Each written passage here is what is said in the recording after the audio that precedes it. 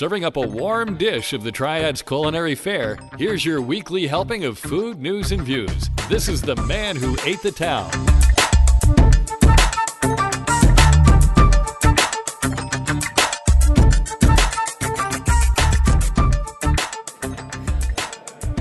Hey folks, and welcome to episode 229 of the Man Who Ate the Town podcast. This episode is for the week of February the 27th through March 5th.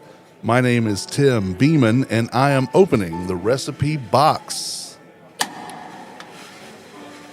I am recording this episode of the Man Who Ate the Town in the Such and Such Media Studios at Liberty Plaza. If you're listening to us on your favorite podcatchers like Apple, Stitcher, or Spotify, or any others like that, I'd appreciate a like, a follow, and a rating.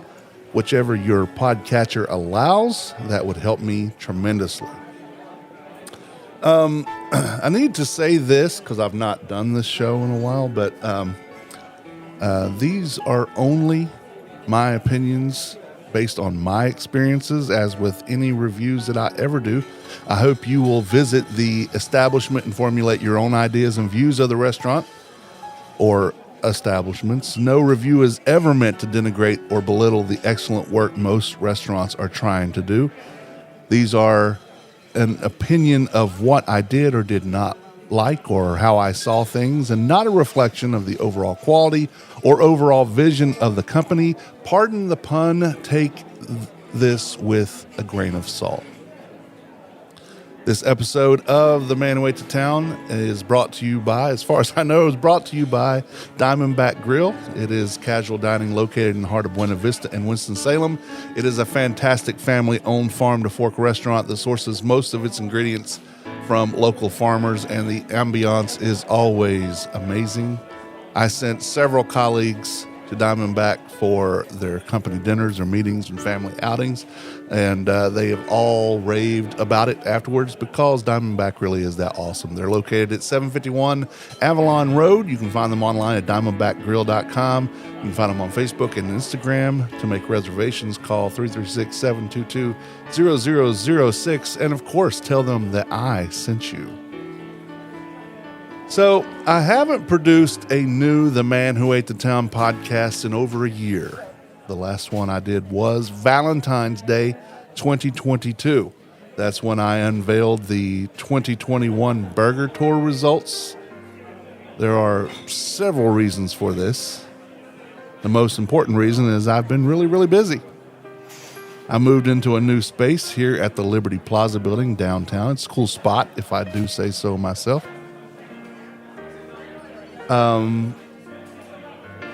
With the move has come expansion, and I've added a few other podcasts to my repertoire, taken on some editing gigs, and even started a new radio station, Camel City Radio, which can be found at camelcityradio.com, on the Live 365 app at Camel City Radio, and on Roku devices, the Roku 365 channel.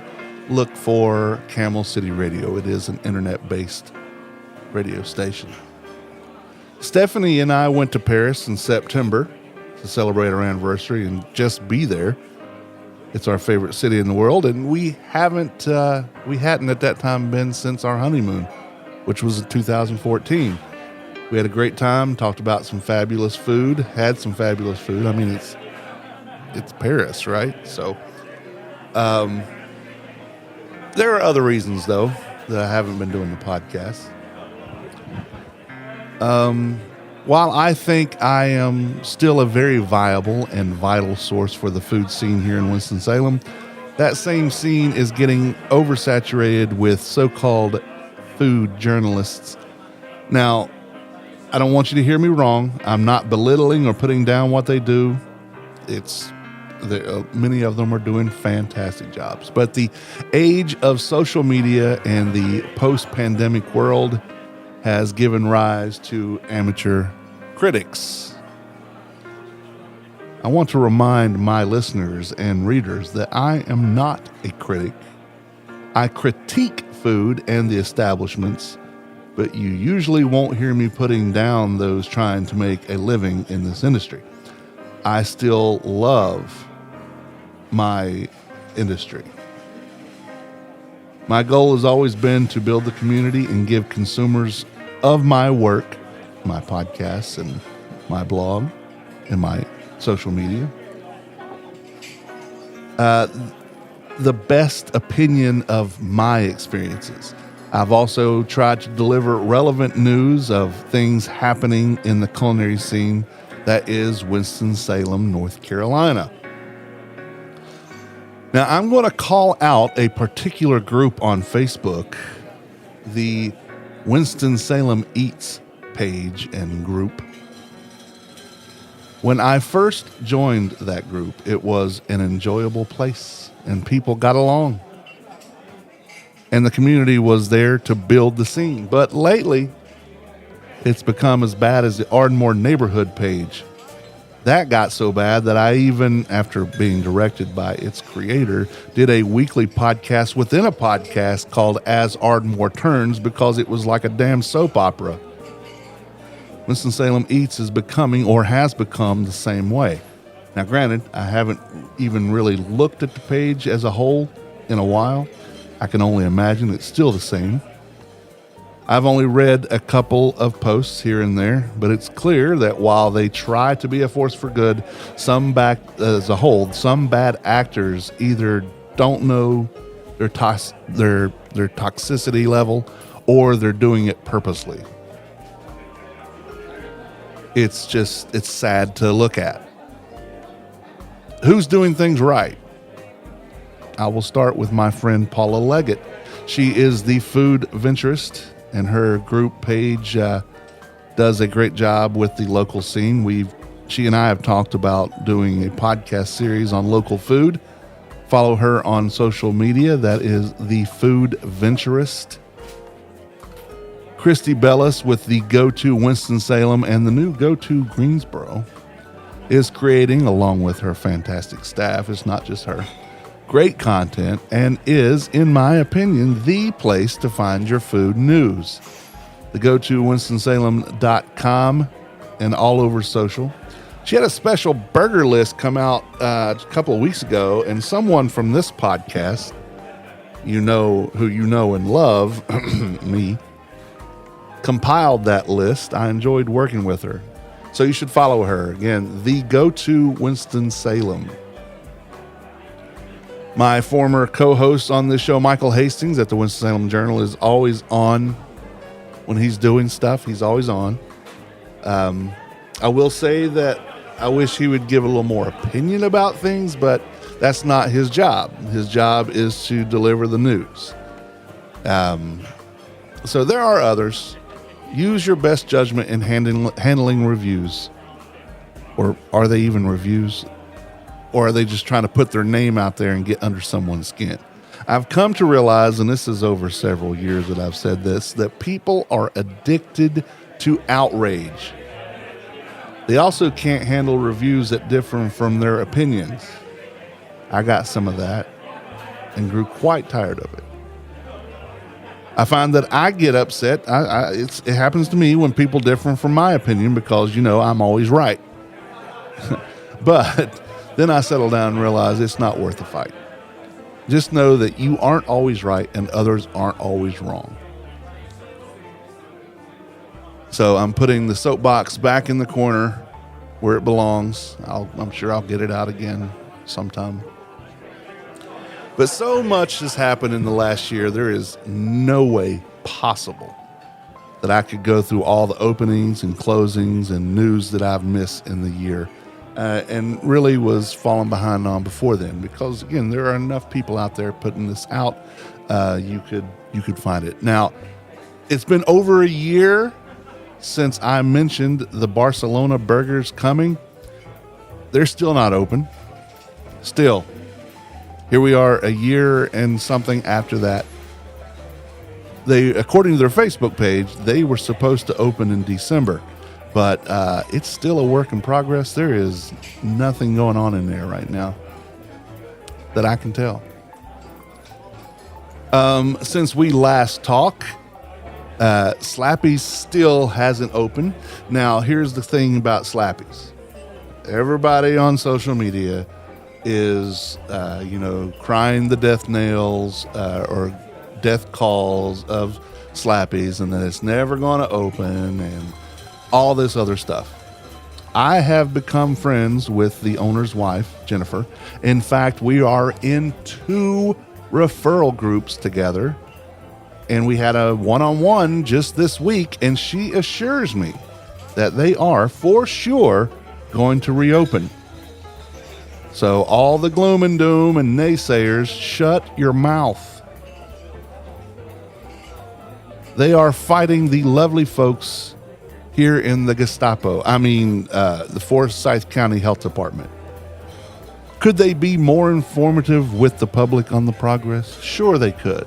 But at the same time, they don't owe us any explanation. Outrage. Again, outrage. Get over it. They'll be back. Soon? Who knows? That's a matter of opinion. But they are coming back. So shut up and move on. Jesus. And this brings me to the reason that I am back on the podcast airwaves. Today, or last night, overnight, Black Mountain Chocolate announced on their Facebook page that they are closing on March 11th. Closing.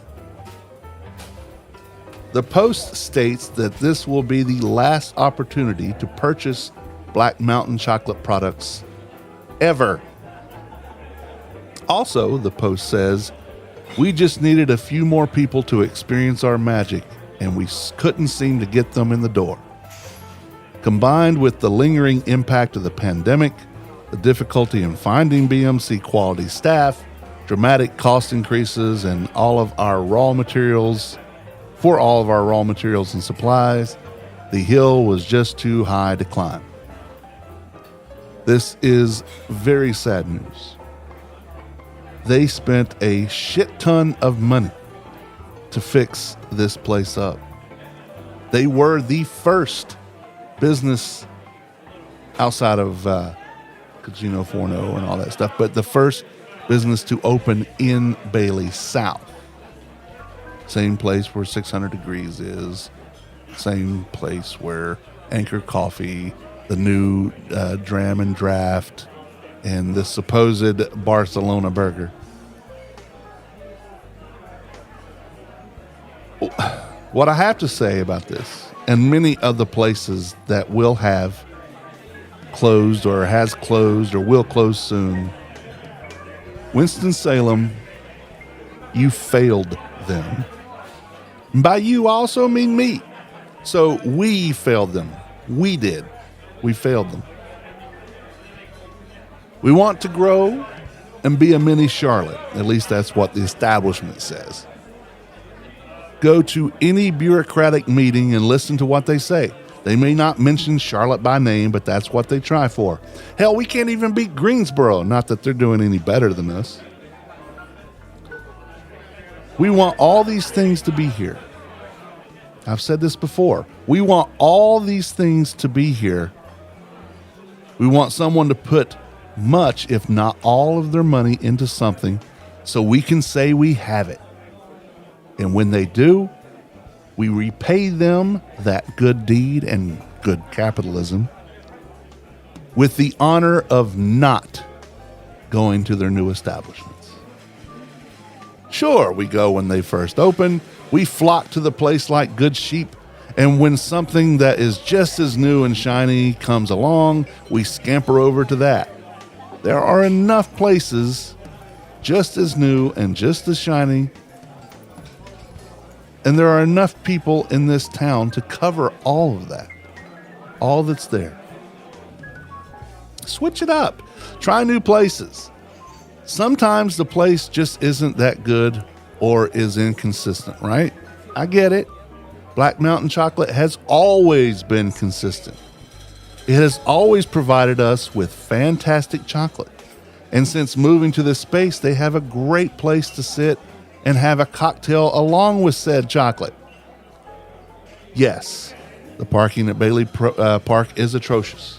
Yes, the valet parking costs money unless you're dining at 600 Degrees.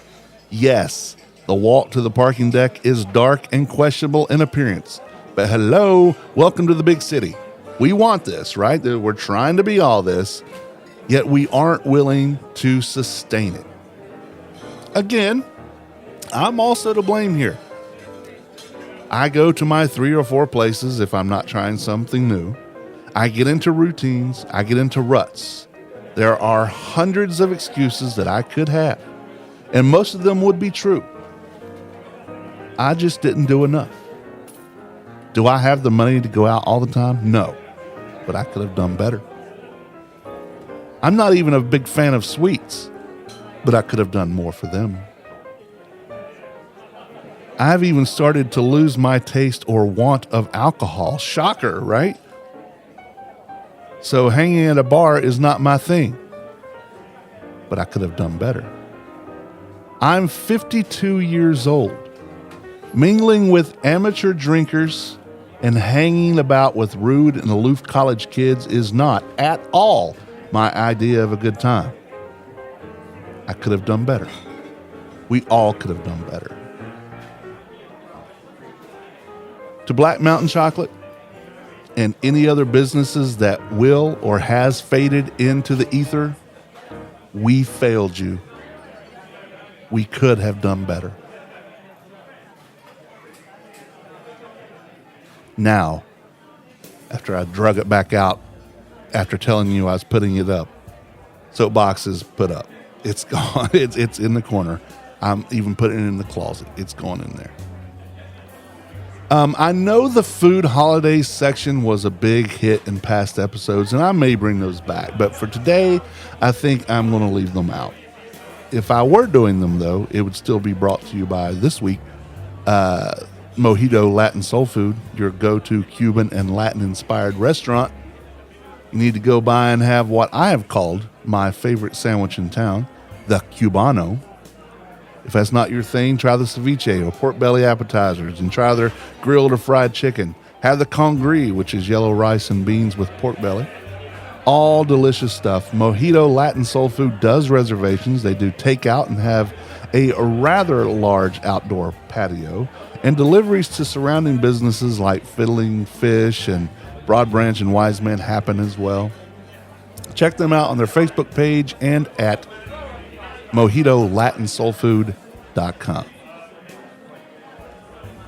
The Man Who Ate the Town podcast is part of the Less Desirables podcast network. Along with this podcast, you can listen to the Less Desirables, Fan Interference, Beeswax Vinyl Daily, Wheeler's Dog, Asylum, the Kiss podcast. Yes, it used to be Asylum, the Tales from the Devereaux Diaries, but that's a mouthful, and B, it was confusing to people who might be on the outside. There's no getting around. This is Asylum, the Kiss podcast. But now we also have, I remember now, the Queensryche podcast. So a podcast all about Kiss and a podcast all about Queensryche. If either of those bands are your thing, we like to think that our podcasts are the ones to listen to. And last but not least at all, the Health Geeks Book Club podcast. You can find all these podcasts and their latest episodes on our network website and directory, tldpodnetwork.com. Again, tldpodnetwork.com. I've not said this in a while, but I have people emphasize this to me, and yes, I do wash mine, but this is a reminder to all the listeners, and is just good practice, not just for now, but for always. Wash your damn hands. Wash with warm water and soap. Wash with that soap for 20 seconds or more. If you're confused about how long 20 seconds is, give this song a shout. Literally.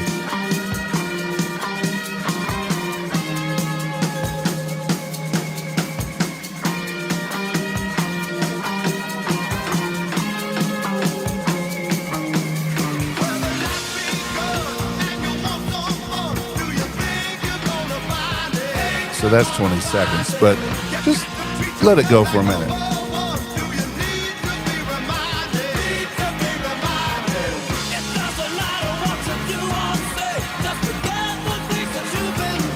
Nice bass lines.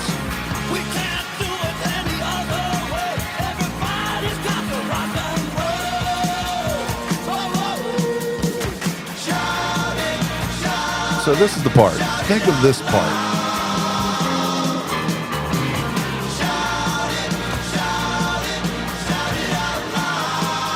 Just play that through your head twice.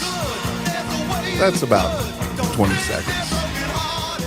And the reason I played that, and you remember I did had a little bit of music trivia because I also do Beeswax Vinyl Daily. This week, that song, actually today, I believe, which is March 1st. This is not the Monday that I usually record on when I do these, but I'm doing them today. March 1st is the anniversary from 1976 when that song, Shouted Out Loud, from the album Destroyer from Kiss, my favorite band, was released. So that's why I played that. I will not make promises that this will be a weekly podcast, nor will I promise that it will be consistent in any kind of schedule. I've missed you guys, and I've missed doing this. But my time isn't as open as it used to be. Plus, I need a co-host. I don't want to do this alone. For me to have any kind of consistency, I need someone here to do it with me. Because I know I've had people tell me that you've missed this podcast, and that's great. And I've missed doing it. But it's quite boring, I think, when it's just me. Now, if I'm just ranting about something, that's one thing. But I need a co-host. Do I have any takers out there? Street Team Steven, this seat is always open for you, man. You're still who I want as my co-host, but I know you may not have time. And that's okay, because I get it, because I don't necessarily either. So be on the lookout for my blog and this podcast to learn more about food news and happenings around town. As always, if you have any food news, email me at tim@themanwhoatethetown.com. You can also connect or contact us on Facebook, Instagram, or Twitter. There are instant messengers. Yes, I don't care for them, but I still use them. Like us on Facebook. On Twitter, we are Man Who Number 8 The Town, and on Instagram we are Man Who Ate the Town. We invite you to call and leave a voicemail for the podcast, actually any podcast on the TLD network. You can call 336-422-6862. That's right, 336-422-NUM. Leave us a voicemail and we'll play it on the podcast. Again, 336-422-NUM 6862. Well, my name is Tim, and I'm glad to be back with you guys, however often it is. And I'm closing the recipe box. Until next time, thank you for reading, and thank you for listening, and thank you for your patience. Bon appetit. Yamas.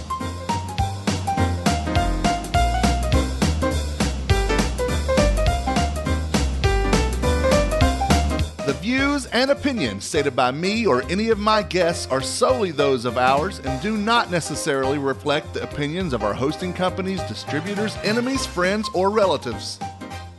This podcast is copyrighted and cannot be reproduced or distributed without express written consent of the man who ate the town, that's me, and Such Limited Inc.